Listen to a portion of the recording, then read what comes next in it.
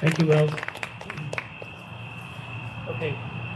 Al wrote his own bio tonight, so I have to read this to you to make sure I get it right.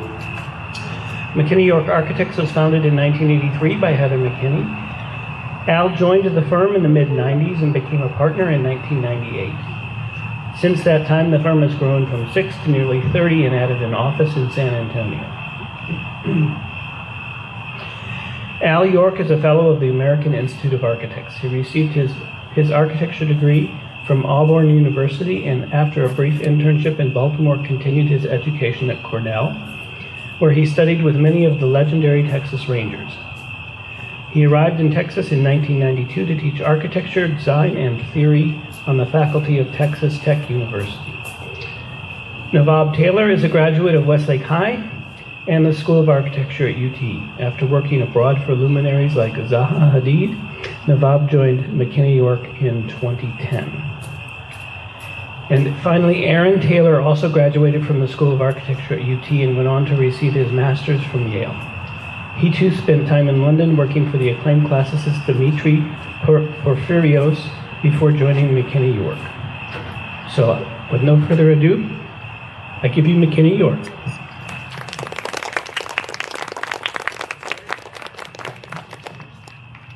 Well, welcome and thank you all for coming out tonight, and thank you Scott, Dante, Articulture, Ingrid, AFA, and AIA, and Builders First Source, all for what you do to make an event like this happen. So we're really here today to talk about missing pieces in completing Austin's housing puzzle. We've had the great good fortune over the past decade to work not only on the many homes that you may have seen of ours on the AIA Home Tour over the years, but non-traditional types of housing, which we're going to share with you today. So presenting with me today, Navvab Taylor and Aaron Taylor, and you heard their bios earlier. Next, so we're McKinney York Architects, and we're a team of 30 or so professionals dedicated to creating architecture that engages, inspires, and belongs. And it's a little dark out here, but the next slide, that's who we are, Aaron, Navvab, and I. So, next. Austin is really a tale of two cities. For some, it is definitely the best of times. The local economy has grown 74% since 2012, outpacing all the other large cities in Texas and most every urban place in the country. And that has also shown up in incomes. Personal incomes have expanded rapidly in Austin over that decade. And for those of us who were lucky enough to own a house in Austin before 2012, the value of our homes has increased dramatically, and forecasts are that that's likely to continue over and into 2022. But those great times are not necessarily shared by all the members of our Austin community. This slide sort of tracks rent and the median income of families in Austin, and you can see that while the median family income, in this case for a four-person family, has increased over the last decade, probably up something like $300 or $400 a week. Housing costs for an average two-bedroom apartment have probably gone up something like $700 or $800 in that same time period, really putting a crush on many of our fellow citizens here in Austin. So, next. So, this was surprising to me, and probably says a little bit how out of touch I am, but half the population of Austin earns a salary of less than $40,000 a year. Right now, today, in 2021. Who are those people? Well, they're the people we all came to know as essential workers over the past 2 years of pandemic. They're the truck drivers, the cashiers, the people who work in our restaurants, even many of our elementary and middle school teachers are earning in that $40,000 to $50,000 range, which really makes it a struggle to live in our community at the prices that we have.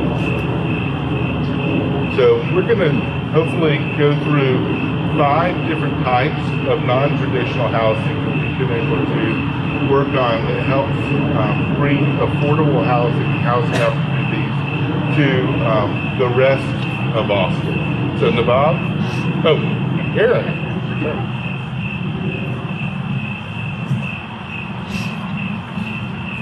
Hello, everyone. Am I close enough? All right.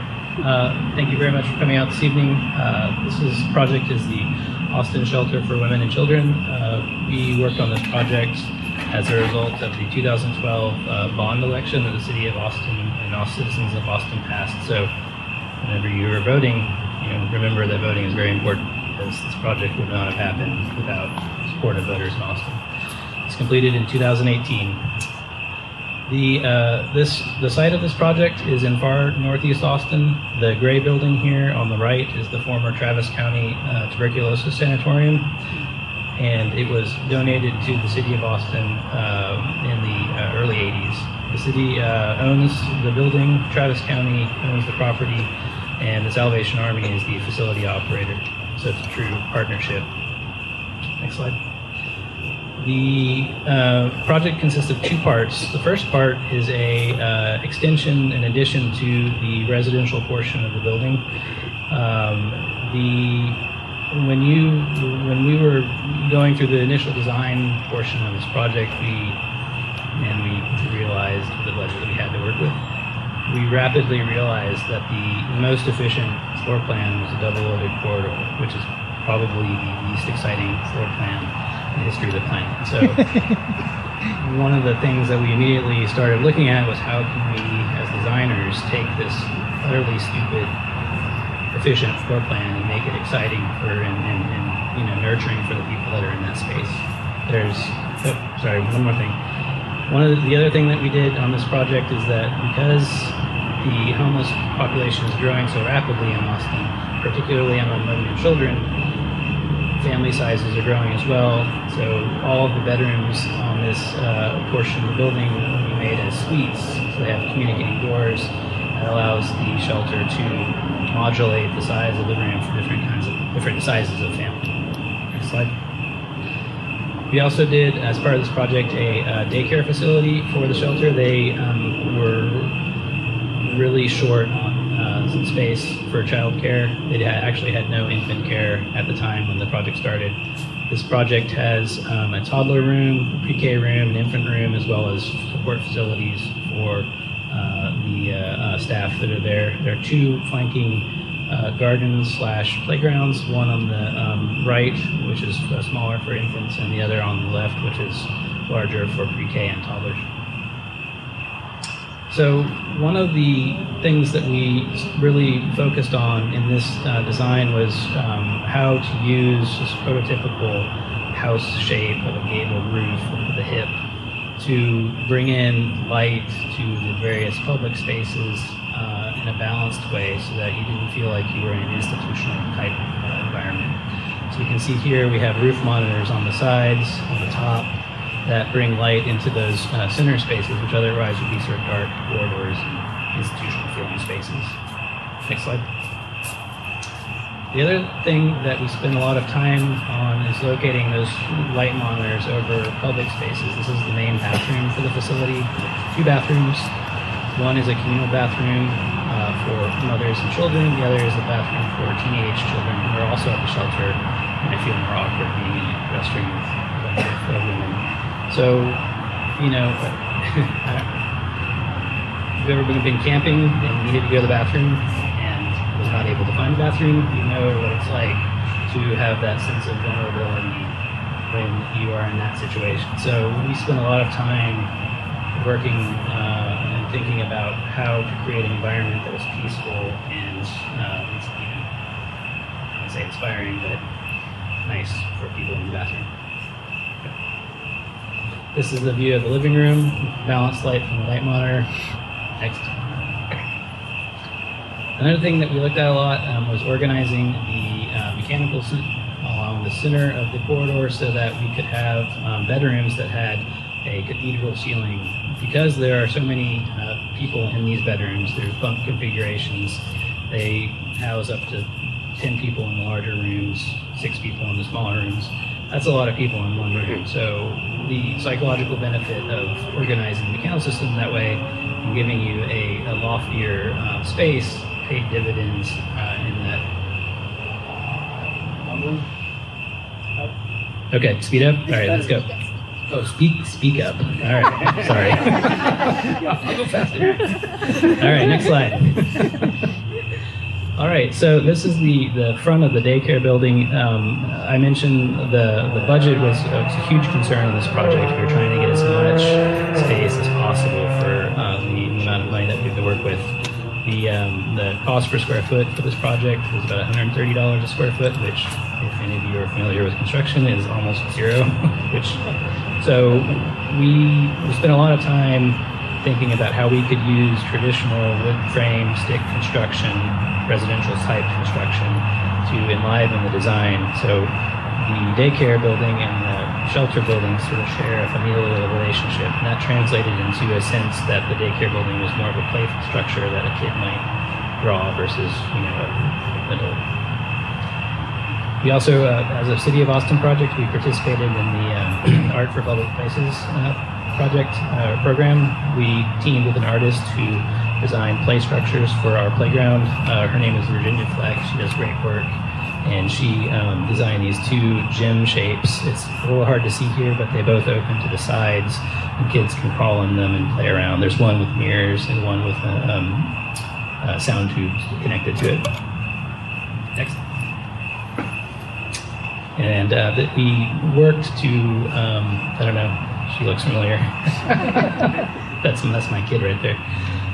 We spent a lot of time trying to frame smaller spaces within the bigger design to allow, mothers and their children to have sort of a sense of rest within that much more populated area. This is the outdoor playground in the daycare building. We exposed some structure as a toy almost, and that allows them to have outdoor classes when it's hot and rainy. Is the porch of the daycare building. And I think I'm about to turn it over next. No, this is the one of the classrooms. Again, having volume in those spaces really transforms it from an institutional feeling space with a flat ceiling to something that gives a sense of centeredness for the children. All right, now over to Navvab.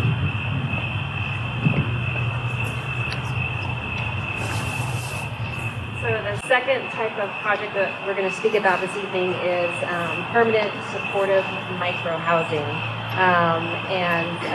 We've been very fortunate to be able to partner with Community First Village, which is in far East Austin, out near Decker Lake. I'm not sure if any of you have been there. If you haven't, I really highly encourage you to check it out. They're very welcoming and inviting and encourage volunteers and visitors. And we've been fortunate to be able to provide pro bono design services for 2 different homes for the community. Community First defines a micro house as a house less than 200 square feet. Currently, Community First is built out, they're about 50 acres in East Austin. They're working towards about 500 homes out there. I think about 300 of which will be micro homes and 200 of which are already built RV, like park homes style. It began as a response to the idea that homelessness is kind of created or exacerbated by a catastrophic lack of family and the community support structures around that. So next slide. In the design of the village, it's very important, and the layout of the village, those community spaces which allow for community building to occur are very important. You can see this is kind of zoomed in site plan. The first house I'm going to talk about. You can see kind of the arrangement of the micro houses they're close together. They're sort of an organic kind of meandering village-like quality to them.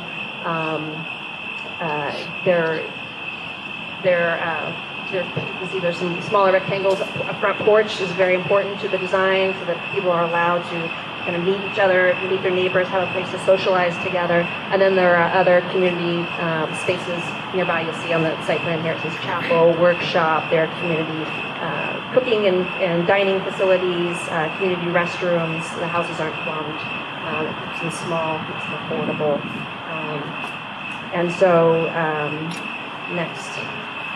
So this is the first house that we designed for them started in 2017. And we were given a foundation to work with. There was a slab that was already on site, so we were working to that footprint, if you will. And so we had a slab, we had an orientation, and so we set about also.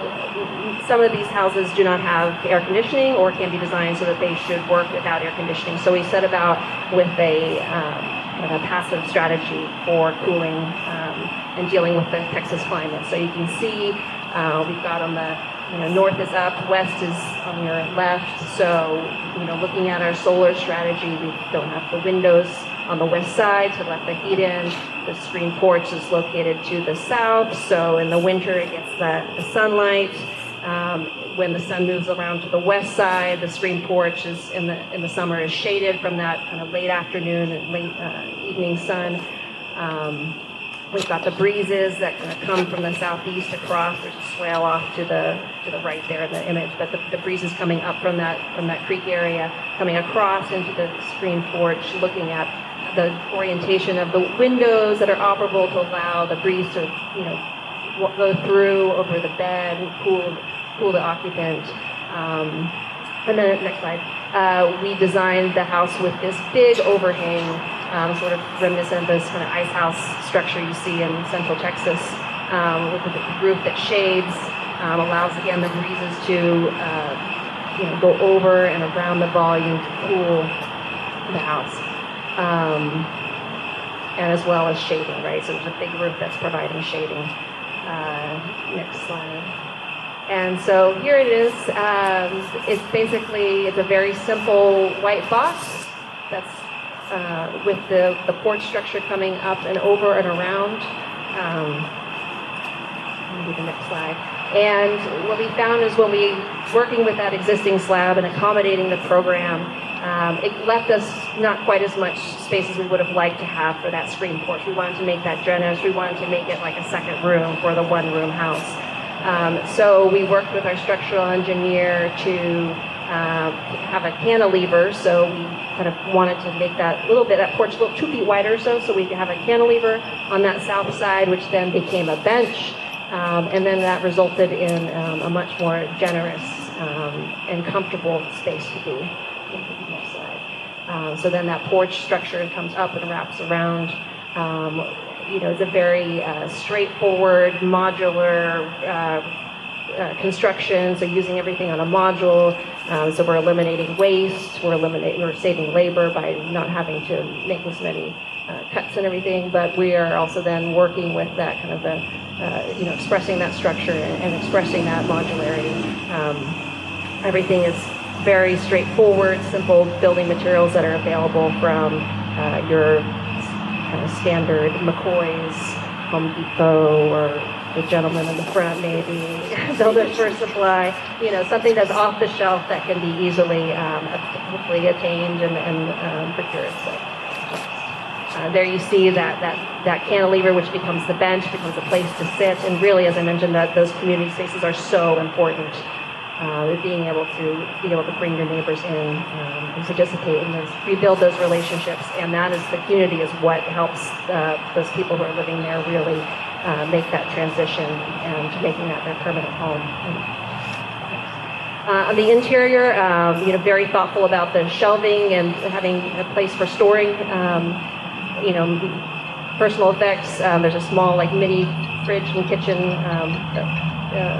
here at the countertop. Use of wood on the interior, which is a lot more forgiving than drywall. It also has a nice warmth and feel and human scale to it. Next slide, and you can see. So it really is that one room. You can see the windows, light, use of light, and positioning of windows for air. Next. The second house that we designed for Community First is the blue one there on the right, towards the edge of the screen there.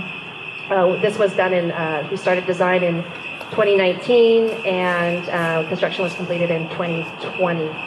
I think we did the painting a month before the pandemic started, so just finished up in time. And this is phase 2 of the Community First, so they were able to purchase the property just to the west of their original site.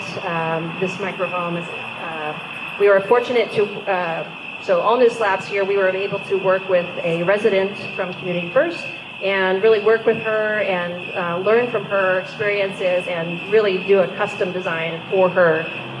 So we learned a lot from that. We also learned a lot from Community First had done a post-occupancy study with their first phase of the village. And in addition to learning about things like maintenance and durability, we learned about some of the things that were really important to the residents. One of the things we hadn't known was issues of privacy and being able to as architects we always want to have light and big windows and views out. Well, we found that actually in that post-occupancy study is that people who've been homeless want to be able to control those views and be able to kind of also retreat a little bit. And so being able to be in control of their own space was really important. So that was something that we brought about in the design. So next slide. So in this we took these, going from left to right, we took the kind of simple diagram of the traditional house, the gable, flipped that, inverted that to a butterfly roof, kind of symbolizing a transformational effect. And then divided that in half, 2 zones, public and private. And then on the last slide, the last image there is kind of the connection between that public and private space. So again, privacy being important, we wanted to, really this is about layers of privacy, right? So you have a screen porch where you might let somebody into that first kind of realm. The second layer is then the living room. And then in speaking with the resident, she said, well, nobody should ever see your bedroom, right? And which is hard when you have these small houses which have just one, a lot of times we're one room. And so we have a sliding barn door between the living room and the bedroom that allows you to control that space and make it one space or 2 space. So really we've got this kind of dialogue between public and private here. Similar to what we saw in the first project and in the previous project with Awesome Women and Children's Shelter, those lofty spaces are, important so that the spaces feel larger than they actually are. The interior space here is right at 200 square feet.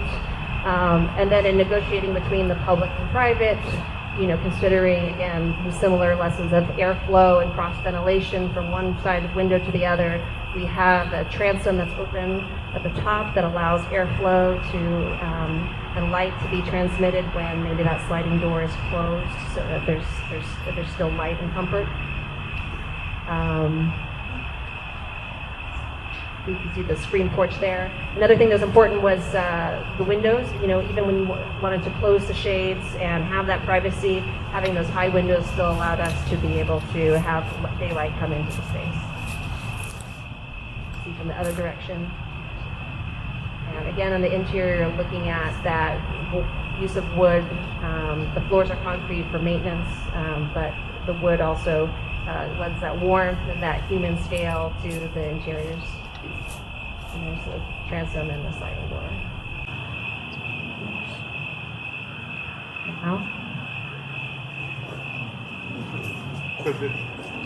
So Hear me? Turn it on.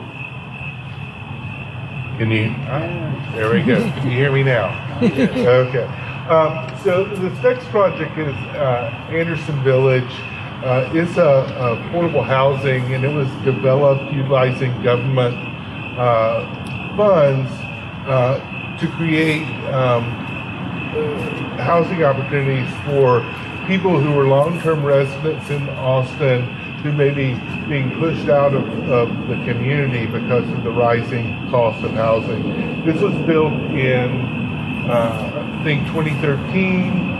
It's about 12,500 square feet, and that's in 4 separate buildings. And it's a cost of about 1.75 million for the buildings at the time, and another 700,000 or 800,000. Another 700,000 or 800,000 for the site work that we have to do in Austin to build anything. So it's a 24-unit complex, and the residents all have to earn less than 60% of the median family income in Austin. And so a qualifying resident in 2021 for a single-person household would be about $41,000 in income. For a 4-person household, that would be something like $59,000 of family income would qualify you.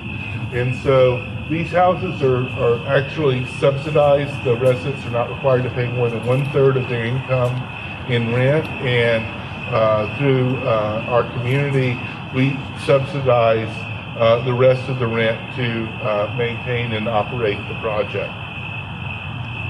So we organized this site into 2 major courtyards with 2 buildings each forming that public space, and then a more informal garden that separates those 2 courtyard spaces. Here you can see one thing that was really challenging to us was light. And so we made a decision very early on that we were going to spend money to make these only 1 unit deep, so that they could have access to light and cross ventilation across the both sides of the units. Here there are 2 types of units. There's a 400 square foot single bedroom unit, which is twice the size of the micro house, but still a very, very, very efficient one bedroom. And then the 2-bedroom unit is about 600 square feet. So all the units are accessible and designed for handicap accessibility on the ground level. So there are 12 units that can accommodate people with disabilities. The other thing, because one of the biggest expense of many low-income families is their utility bills. These were constructed with a lot of attention to reducing those costs. So we have continuous insulation around all the buildings. We have, at the time, what was really high-efficiency air conditioning units, and the project was able to achieve a 4-star Austin Energy Green Building, which for a multifamily project, particularly a low-income housing project on a really, really, really tight budget, we were really proud of. And that's paying dividends every day to the residents with lower energy bills.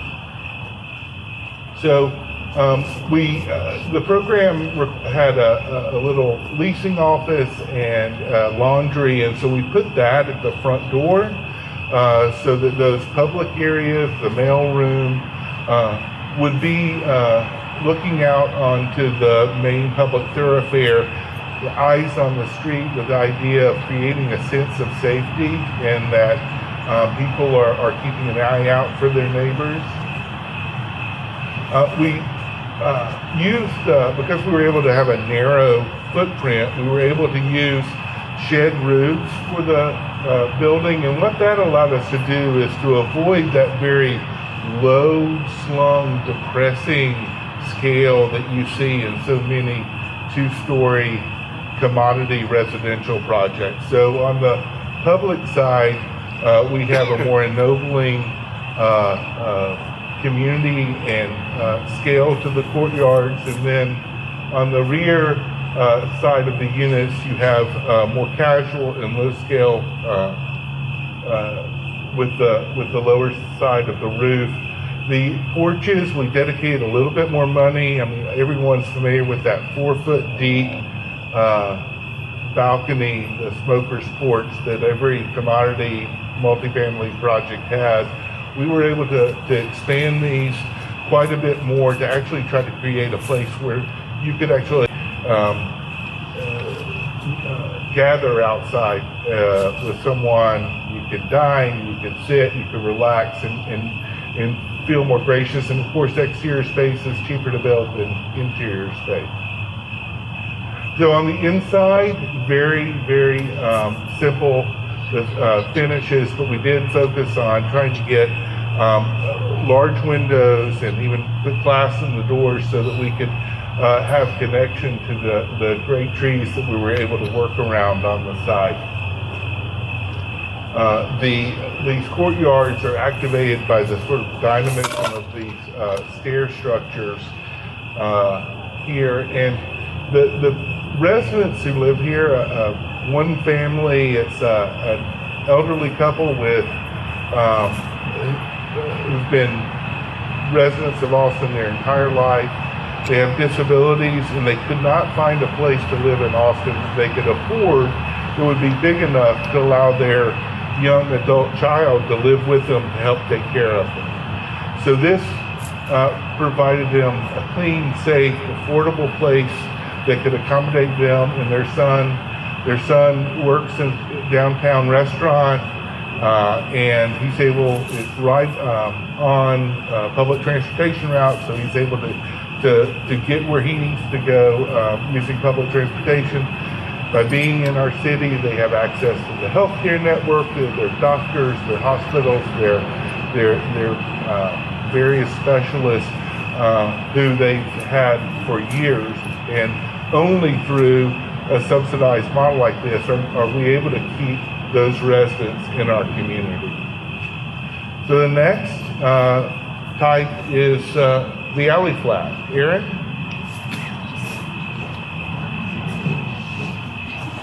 All right, moving up to alley flats, which are currently experiencing a renaissance here in the city of Austin. You all know them and love them as granny flats, carriage houses.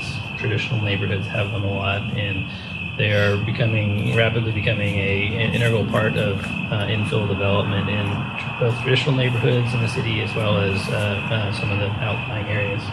We did this project in 2015, and it was completed in 2016. Next slide. The site is in North Hyde Park off of Avenue G. This is the site plan. There was an existing bungalow in the front and the alley flat on the back. One of the things that we noticed right off the bat and when we walked around the neighborhood is that all the fun happens in the alley and all the propriety happens in the front. So this project was very appealing to us as architects because we had a little bit more freedom in certain terms of how we developed it.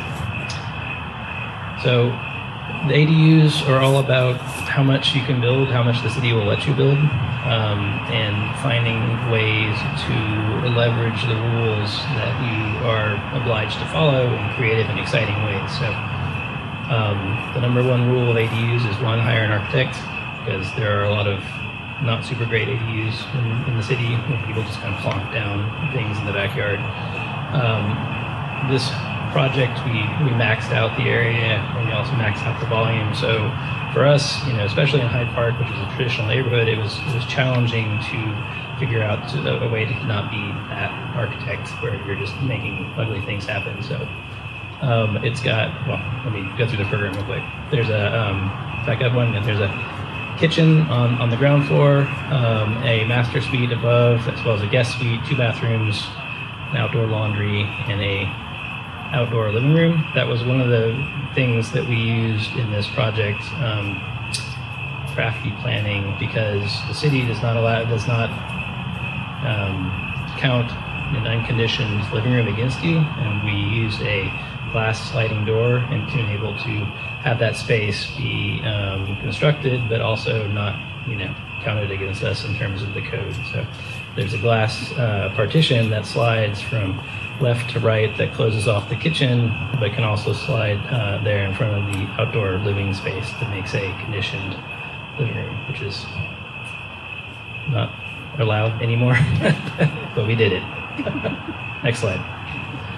So the other big rule that we ran up against, especially in Hyde Park, is subchapter F, which is also known as the McMansion Ordinance. So that is an ordinance that controls the volume as well as the area of construction in poor neighborhoods of Austin. So we used the various volumetric tints and angles to help us decide where we were going to carve this somewhat bulky structure and to make it fit into the volume of the property.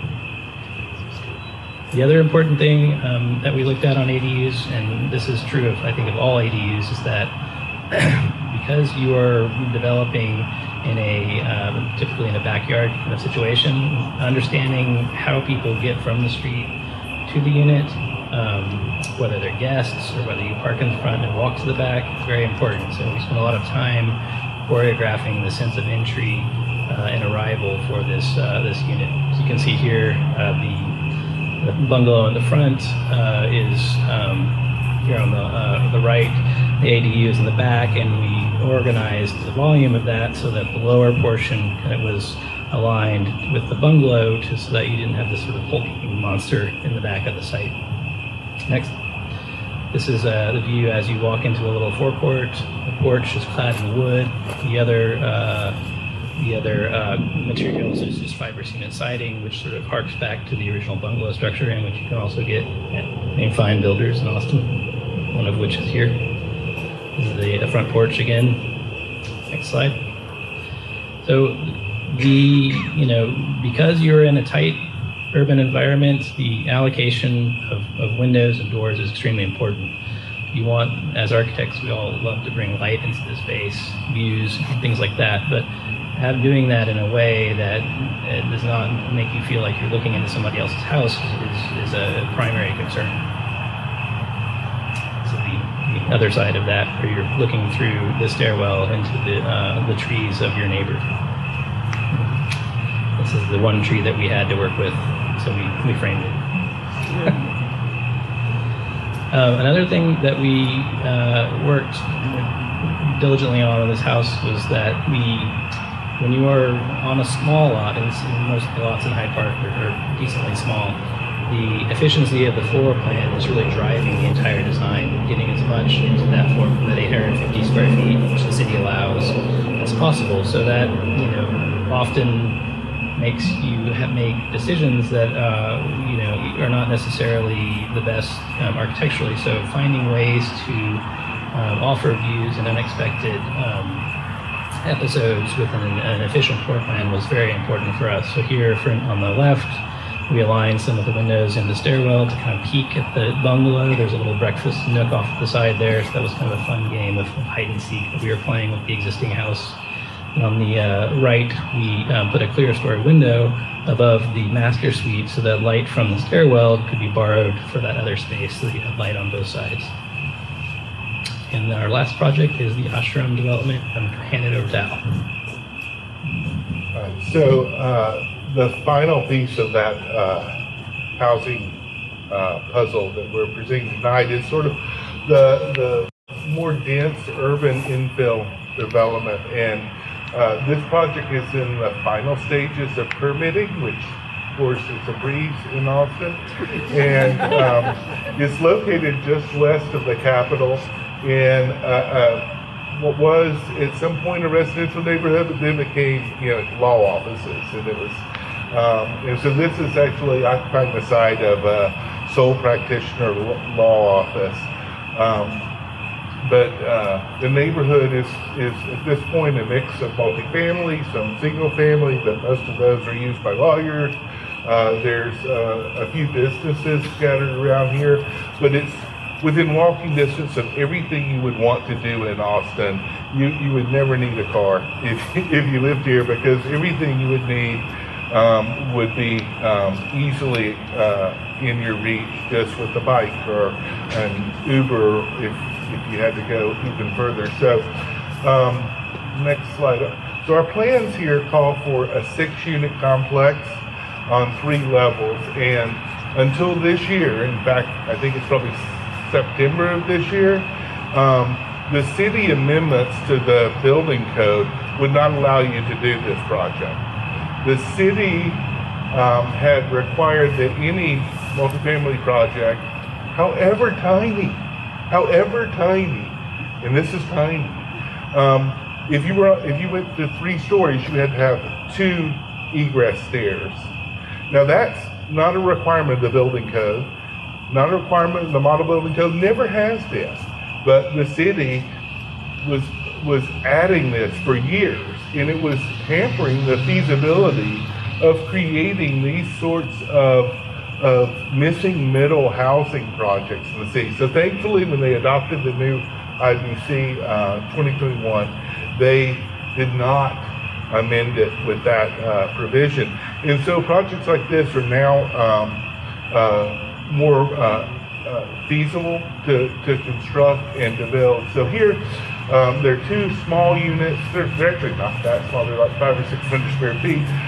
1-bedroom units on the ground floor, which, and then 2 really nice units on the 2nd and 3rd floor. And so our design breaks down the bulk of the building because it does.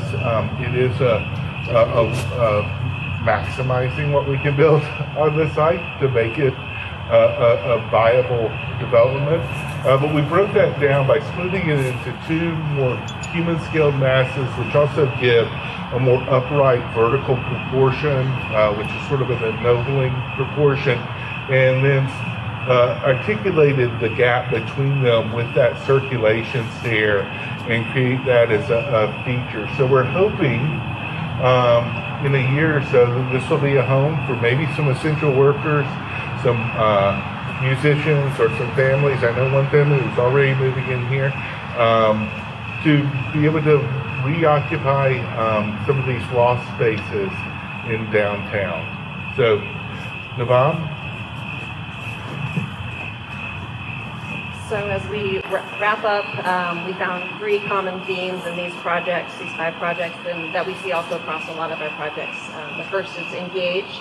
So how can these projects optimize, as an insertion in the fabric of the neighborhood, optimize those lost or leftover spaces to create a more vibrant community. So whether we're activating the alley in the backyard, the alley flat, or activating something that was only active from 9 to 5 as a law office and having this vibrant vertical stair that is active and full of people moving around and going out about their day.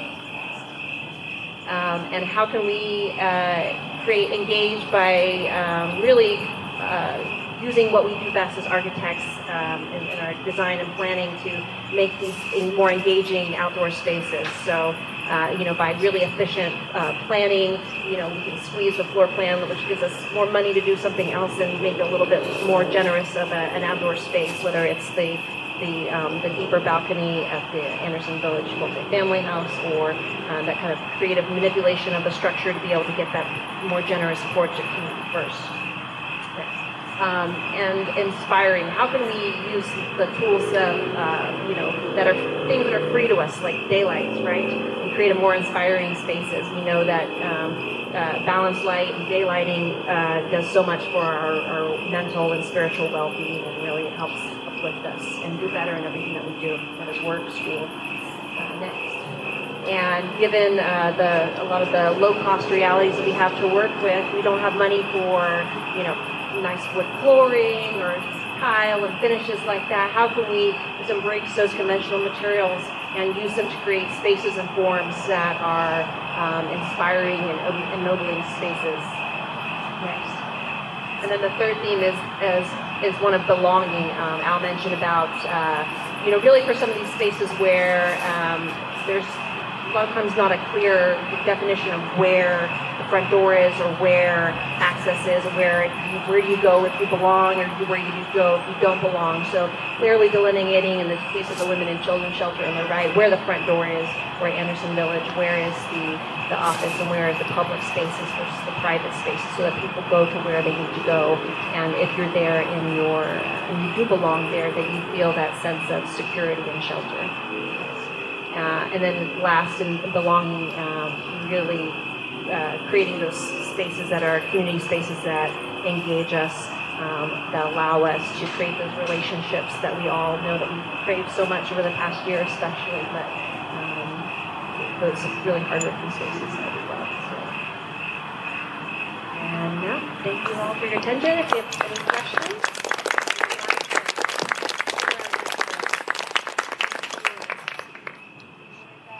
I didn't see the hand. Where are you?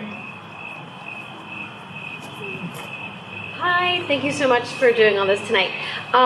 Question, the gentleman in the plaid, sorry I forgot your name, you were using a word or a term to talk about light for the shelter, the women and children's shelter. Were you saying light monitor? Can you, I'm just not, I'm an interior designer, so I'm not familiar with that term, but please educate me. It's basically a glorified term for a skylight, but it's not your typical residential skylight, which is just in plane with the roof. It's got a volume that comes up so that you can have a light or a window on the vertical surface, which is more energy efficient in Texas, and also allows you to control the glare and the heat gain. So it's a box on the roof with a window in it. Not a skylight. Not a skylight. Okay. We don't like skylights. Skylights are bad. Okay, other questions?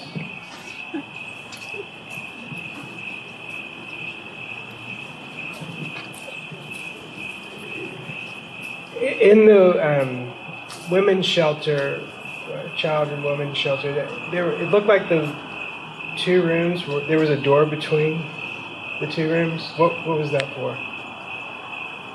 That door was, it's sort of like if you go get a suite at a hotel, you can lock that door from one side or both sides. The facility, the Salvation Army can lock it. So if you're a homeless woman and you have 6 kids or 5 kids, or if you have 3 kids and a teenager, and that teenager needs his own space, then that shelter will give you 2 rooms, 2 of the smaller rooms, and allow you to open that door between the space so that there's a certain degree of flexibility and privacy.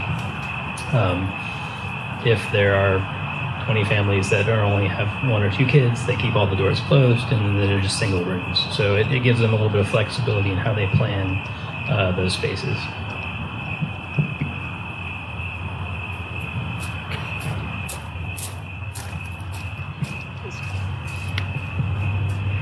On the final project, is that an affordable project as well? No, I mean, it's not intended to be affordable, but it's adding to the housing opportunities in downtown Austin. But it's a market rate project. Did you have a question? I did. Very elegant and inspiring work. Thank you for what you're doing. I was really impressed with the range of topologies and strategies that you used in the half a dozen examples. I'm curious about what are some of the topologies or strategies that you wish you could work with in Austin, but you can't because of the regulations rules.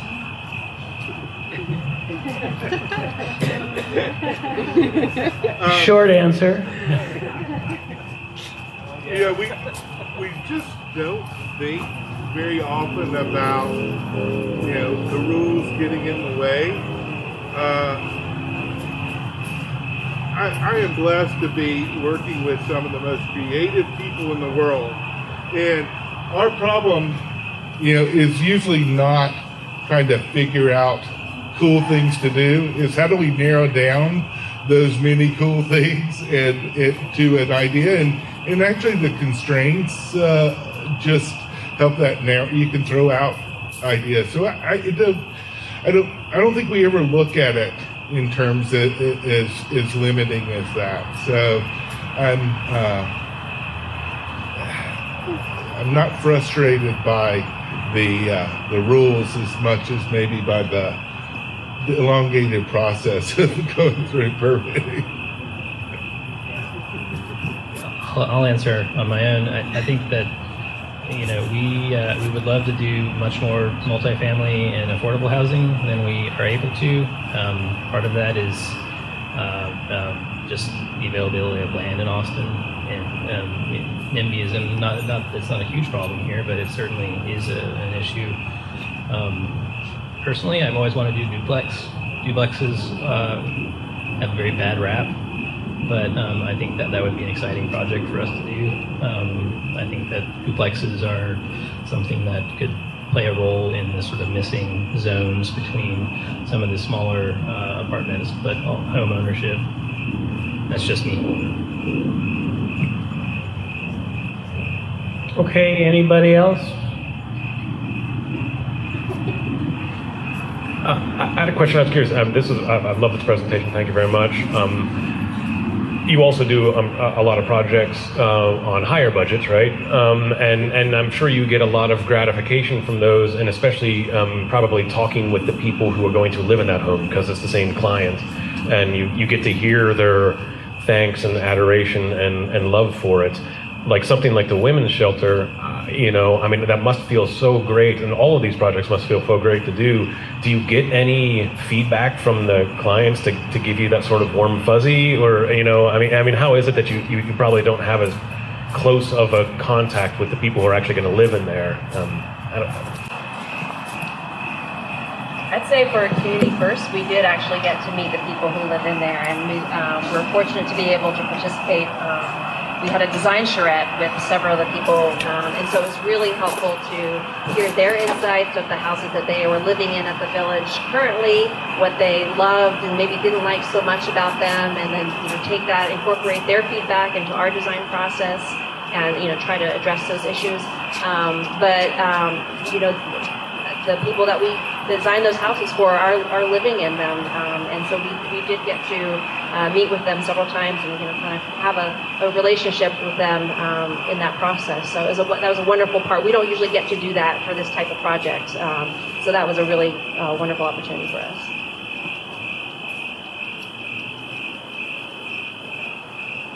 Yeah, for the women and children shelter, that was a tough project for us. We did not have as much of an interaction. We had very little interaction with the women that were there for obvious reasons.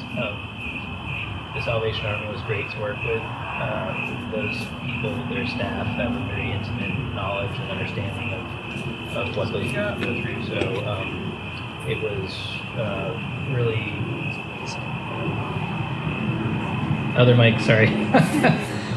So that part was really where the kind of warm fuzzies came on that project. Just seeing them,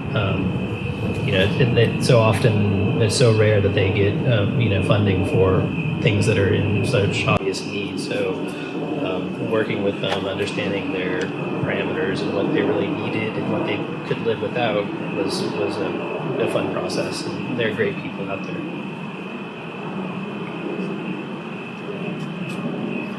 About the Community First micro houses, you mentioned that some of them were air conditioned and some weren't.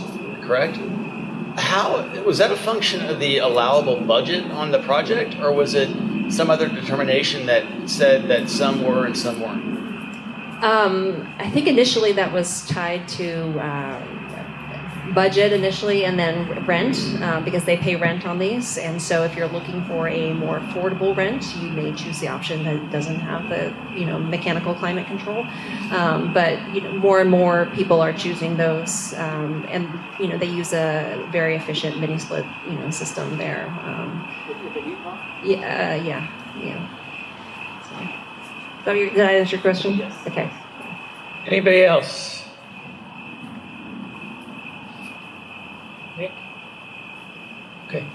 Okay. Wells has one final thing. If the speakers could come forward, please.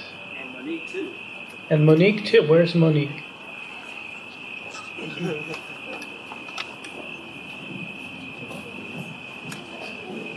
Thank you, Scott. We've got a gift for the speakers tonight from Builders First Source and also from all of us, AFA and Scott and Articulture Designs. I think that they've also got something for you. We've just got some a gift bag here. There's some notebooks. There's a thermos in there. There's a couple of torpedo levels that I think are pretty cool.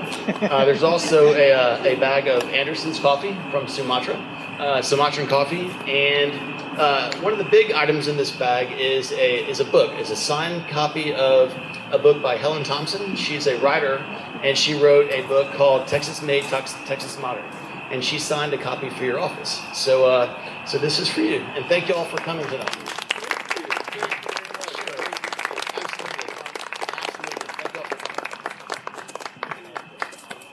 And also one small gift from Articulture. These are resurrection plants. Are you familiar with resurrection plants? Yeah, they're really, really cool. So it's going to look like a dead ball of gray, and if you just sit it in water, it will open up and become bright green. And then you can let it run out of water, and it will turn dead gray, and put it back in water, and it will come back to bright green. Basically forever. All right, thank you again to our speakers. Thank you all for coming tonight. We kick off again in March. We have Nicole Blair and Matt Ficus lined up for the spring so far. We will have a third speaker as well. And before we go, I want to give a shout out to Patrick Wong. He's been shooting pictures. He's one of our finest architectural photographers in town. So thank you very much and have a good night. Hope to see you back in the spring.